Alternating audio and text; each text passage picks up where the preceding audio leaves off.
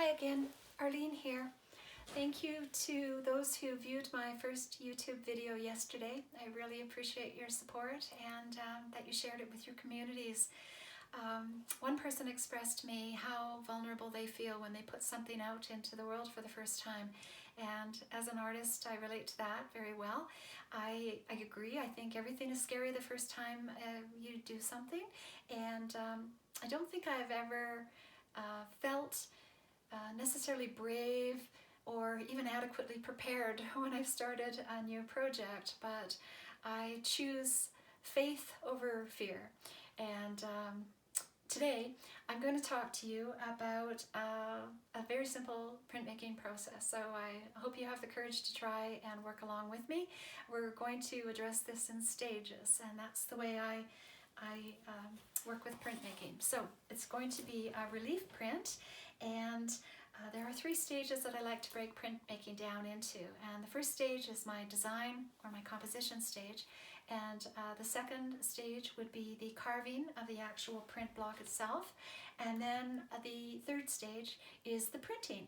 And I like those areas to have their own deliberate workspaces because I don't want to get shreds of my carving material mixed up in my printing ink, and I don't want to have graphite pencil that's on my clean white printing paper.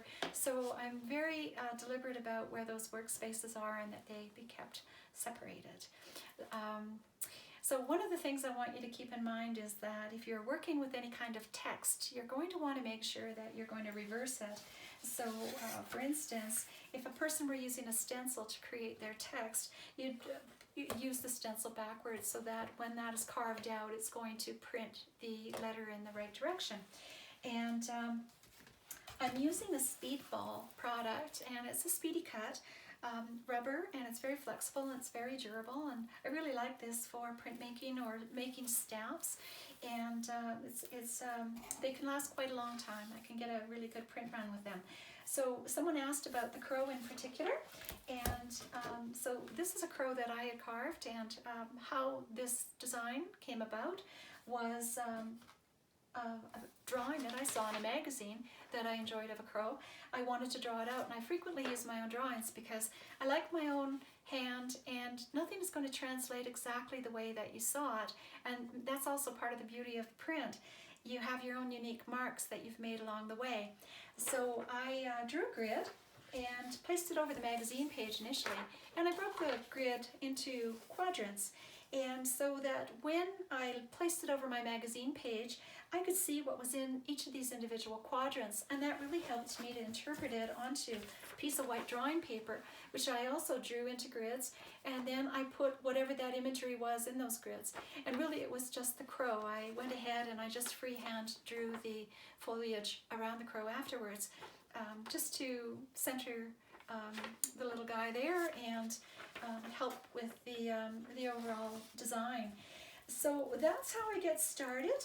And the other important consideration is about negative and positive spaces. What are you going to cut and what are you going to save? So there's 2 examples. And if I were going to cut away the white area and print the remaining block, you can see that that black area is exactly what I'm going to get. That's going to be my print.